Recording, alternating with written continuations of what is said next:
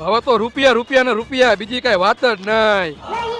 આટલા બધા રૂપિયા? ખાલી 2 લાખની જૂનામાં ગાડી લીધી અને ડ્રાઇવિંગ સ્કૂલ માંથી દર મહિને 1,20,000 રૂપિયા કમાવું. કઈ રીતે? એક જણાને ગાડી શીખવાના હું 4,000 રૂપિયા લઉં છું. એવા દરરોજના મારી પાસે 10 જણા આવે છે, એને હું 10 દી ગાડી શીખડાવું અને મહિનામાં મારી પાસે 30 જણા આવે એવા શીખવા વાળા. તો થયા ને 1,20,000. મારું કઈ ગોઠવી દે ને આમાં. તું તો ભણેલો ગણેલો હો, તું તો નોકરી કરસ, એમાં નથી થતું ભેગું? દર મહિને 20,000 રૂપિયા આવે, એમાં શું ભેગું થાય? તો આવતા મહિને આવી હજી કોઈ જૂની ગાડી લેવાનો હોય તું આંકવા માંડજે, 60,000 રૂપિયા તું રાખજે અને 60 મને આપજે અને 10,000 રૂપિયા ગેસ ના થાય તો તારી પાસે 50,000 તો વધશે. વાહ ભાઈ, તો હું રૂપિયા વાળો થઈ જઈશ. તારા જેવા બીજા 3 જણા ગોતજે અને એને કહેજે તમે 3 જણા ગોતો. એ બધા માટે આપણે જૂની ગાડી લઈને ડ્રાઇવિંગ સ્કૂલનો મોટો બિઝનેસ ચાલુ કરી નાખશું અને હું કરોડપતિ બની જઈશ. હું શું બનીશ? તું મારી હારવાર લાખોપતિ બની જઈશ. મારે બસ એક છોકરીનો પતિ બનવું છે. તમારા જીવનના કારણે આપણો દેશ વાહે રહી ગયો છે. માની લે તું રૂપિયા વાળો થઈ જઈશ તો તું એકનો નહીં કેટલી બધી છોકરીનો પતિ બની જઈશ.